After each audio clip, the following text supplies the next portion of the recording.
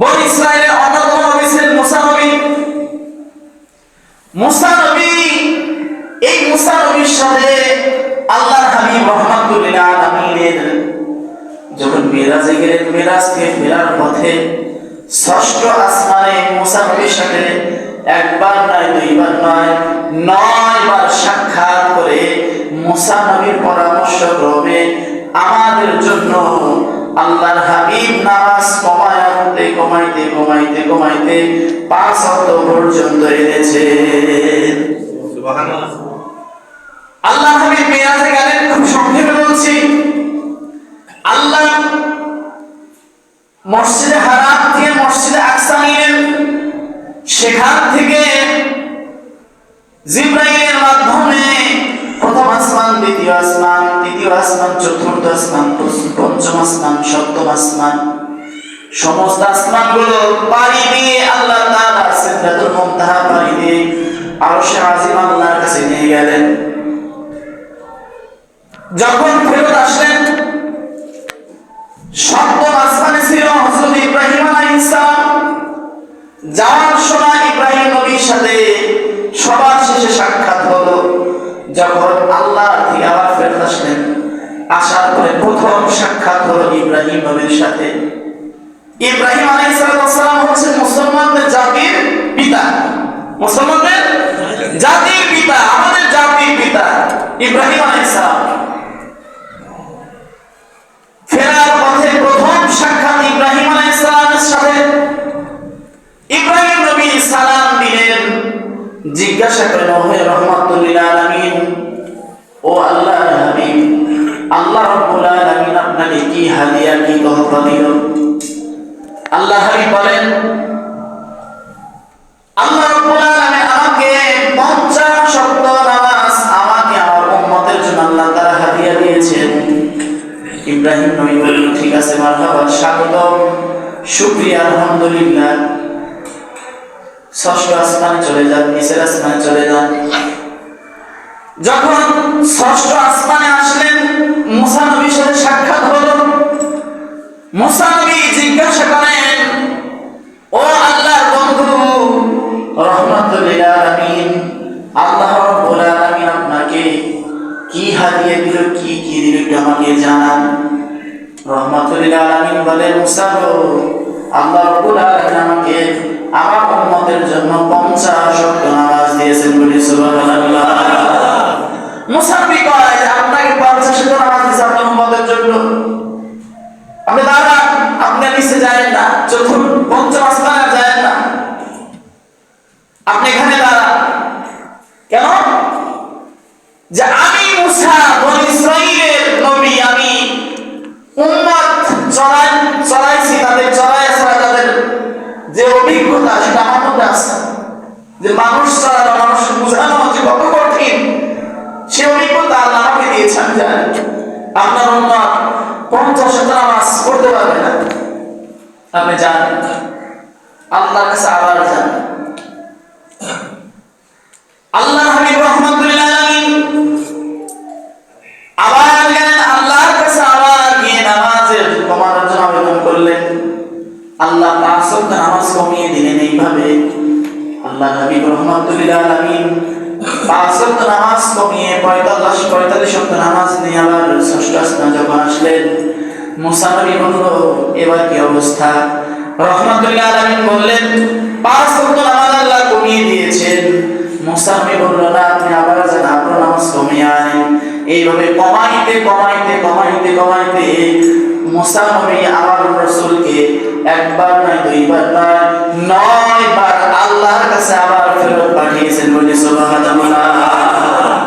এখানে হাকিকত আছে, মূল কথা আছে ভাই। মিরাজের অসংখ্য গোপনীয় কথা আছে যেগুলো মানুষ বলে না। এই মুসা নবী বনী ইসরাইলের নবী। মুসা নবী আল্লাহকে দেখতে চেয়েছিল, সূরা তাহার মধ্যে এসেছে, কোরআন কারীমের মধ্যে। মুসা নবীর সাথে আল্লাহর সরাসরি সাক্ষাৎ কথা হয়েছে, কিন্তু দেখা হয় নাই। মুসা নবী আল্লাহকে বলছিল, আল্লাহ, আমি আপনাকে আমার এই চামড়ার চক্ষু দিয়ে আপনাকে দেখতে চাই। আল্লাহ বলছিল তুমি আমাকে দেখতে পাবে না, তোমার যে চক্ষু আছে, দুনিয়ার মানুষের যে চক্ষু আছে, এই চোখ দিয়ে আমি আল্লাহকে, এই চোখ দিয়ে আমার আল্লাহর পরিধি সে দেখতে পাবে না।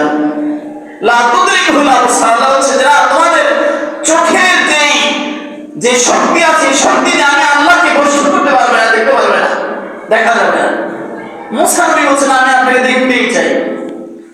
আল্লাহ বলছে ঠিক আছে, তুমি সরাসরি আমাকে দেখতে পাবে না। কোরআনে কারীম থেকে বলছি, আল্লাহ তাআলা মুসা নবীকে বলছিল, মুসা রে তুমি ওই পাহাড়ের দিকে তুমি তাকাইবা, আর ওই পাহাড়ের মধ্যে আমি আল্লাহর নূরের এক জাররা পরিমাণ নূরের তাজালি আমি দান করব, তুমি সেখানে আমি আল্লাহকে দেখতে পাইবা। বলি সুবহানাল্লাহ। আল্লাহ রাব্বুল আলামিন মুসা নবীকে তুর পাহাড়ের দিকে যখন, আমি খুব সংক্ষেপে বলছি, মাদায়েন থেকে ফেরার পথে হযরত শুআয়ব আলাইহিস সালামের কন্যাকে মুসা নবী বিবাহ করেছিল। মুসা নবীর স্ত্রী গর্ভবতী, ফেরার পথে, মাদায়েন থেকে ফেরার পথে স্ত্রীর প্রসব বেদনা শুরু হয়ে গেল। স্ত্রীকে রেখে আগুনের খোঁজে তিনি বের হয়ে গেলেন। মুসা নবী আগুনের খোঁজে বের হয়ে গেলেন। শীতের সময়, প্রচন্ড ঠান্ডা, এই ঠান্ডার সময় স্ত্রীকে রেখে আগুনের খোঁজে যখন বের হয়ে গেলেন, আগুন কোথাও খুঁজে খুঁজে পান না। অনেক দূর দেখা গেল যে আগুনের একটা শিখা, আগুনের একটা আলো জ্বলজ্বল করে জ্বলতেছে। বলি সুবহানাল্লাহ। তিনি আগুনের দিকে রওনা দিলেন। যাইতে যাইতে তিনি দেখতে পেলেন যে আগুন একটা পাহাড়ের পাদদেশ, মনে হচ্ছে পাহাড়ের নিচ। আগুনের যত কাছে যায় আগুন তত দূরে সরে যায়।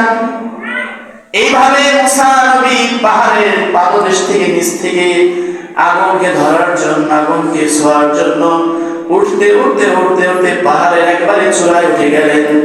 পাহাড়ের যখন চূড়ায় উঠে গেলেন, আগুন আরো দূরে সরে গেল। গাছের ডালের মধ্যে আগুনকে দেখা যায়। আগুন থেকে জবাব এলো, মুসা রে তুমি যে আগুনের খোঁজে এসেছো সেটা আগুন নয়, সেটা আমি তোমার প্রভু রব্বুল আলামিন। বলি সুবহানাল্লাহ। মুসা নবী বলেছিল আল্লাহ আমি তোমাকে দেখতে চাই। আল্লাহ বলেছিল তুমি আমাকে দেখতে পাবে না, তোমার দেখা সেই চোখ, তুমি আমাকে পরিধি, তোমার এই চোখ দিয়ে তুমি দেখতে পাবে না, তোমার সেই চোখে এটা ধারণ ক্ষমতার মধ্যে আসবে না। তখন মুসা নবী বারবার আবদার করার পরে আল্লাহ বলছে তুমি পাহাড়ের দিকে তাকাও। আল্লাহ রাব্বুল আলামিন আল্লাহর নূরের এক জাররা পরিমাণ, এক পরিমাণ নূর আল্লাহ তাআলা পাহাড়ের উপর যখন দিলেন, পাহাড়ের উপর দেওয়ার সাথে সাথে পাহাড়টা কেটে, পাহাড়টা ধ্বংস হয়ে সুরমাতে পরিণত হয়েছিল। বলি সুবহানাল্লাহ। এই পাহাড় যখন কাঁপুনি দিল, মুসা নবী এই নূরের এক জাররা পরিমাণ নূরের ঝলকানি তার চোখের মধ্যে এসে তিনি উল্টে পাল্টে তিনি একবারে বেহুশ হয়ে গেলেন। মুসা নবী বললেন আল্লাহ আমাকে, তোমাকে দেখার স্বাদ মিটে গেছে, তোমাকে আমি আর দেখতে চাই না। বর্তমান আমার ভাই আমার, আল্লাহর হাবিব যখন মিরাজে গেলেন, মিরাজ থেকে ফেরার পথে মুসা নবীর সাথে সাক্ষাৎ। ষষ্ঠ আসমানে মুসা নবীর মনের মধ্যে সেই কথাটা আবার জেগে গেল। মুসা নবীর মনের মধ্যে জাগ্রত হলো, আমি তো আল্লাহকে দেখতে চেয়েছিলাম, আমি তো আল্লাহকে দেখতে পাই নাই। মুসা নবী আমার রাসূলকে দেখে, আমার রাসূলের চক্ষু মোবারক দেখে মুসা নবীর মনের মধ্যে আফসোস জেগে গেল।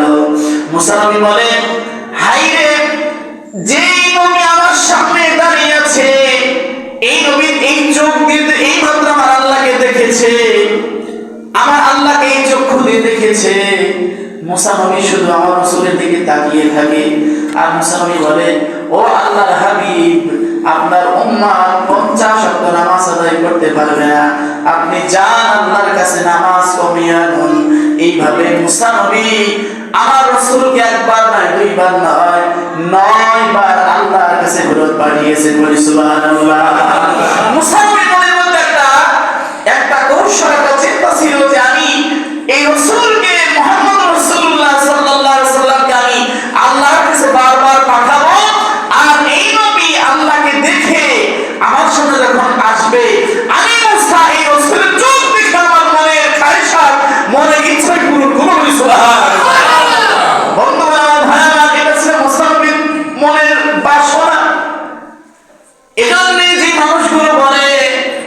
রাসূলুল্লাহ সরাসরি মেরাজ হয় নাই, স্বপ্ন যোগে হয়েছে, অন্তঃকরণে মেরাজ হয়েছে, এটা মিথ্যা কথা, এটা কোরআন বিরোধী কথা, হাদিস বিরোধী কথা। কেননা মুসা নবীও জানতেন যে মুহাম্মদুর রাসূলুল্লাহ আল্লাহকে চর্মচক্ষু দিয়ে, চামড়ার চক্ষু দিয়ে আল্লাহকে দেখে আমার সামনে এসে হাজির হয়েছে। বলি সুবহানাল্লাহ।